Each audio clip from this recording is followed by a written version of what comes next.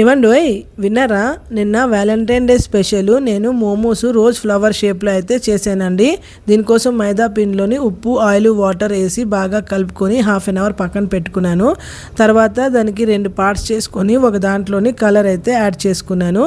ఇప్పుడు ఇక్కడ వెజిటేబుల్స్ అన్నీ చిన్నగా చాప్ చేసుకొని ఉప్పు, కారం వేసి ఆయిల్లోని ఫ్రై అయితే చేసేసుకున్నానండి.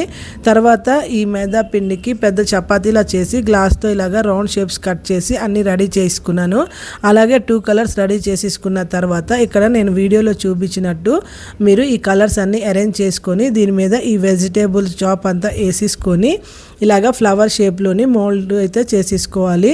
తర్వాత దీనికి 15 to 20 మినిట్స్ అయితే మీరు స్టీమ్ చేసుకుంటే మనకి రోజ్ ఫ్లవర్స్లోని మోమోస్ అయితే రెడీ అయిపోతాయండి. సింపుల్ అండ్ ఫాస్ట్గా కూడా అయిపోతాయి. ఈసారి మీరు ఈ మోమోస్ ట్రై చేయండి, చాలా టేస్టీగా అయితే ఉంటాయి. ఇలాంటి సింపుల్ అండ్ ఫాస్ట్గా అయిపోయిన రెసిపీస్ నా ఛానల్లో నేను చాలా అప్లోడ్ చేశాను. నా ఛానల్ చూసి నా వీడియోస్ లైక్ చేసి నా ఛానల్ సబ్స్క్రైబ్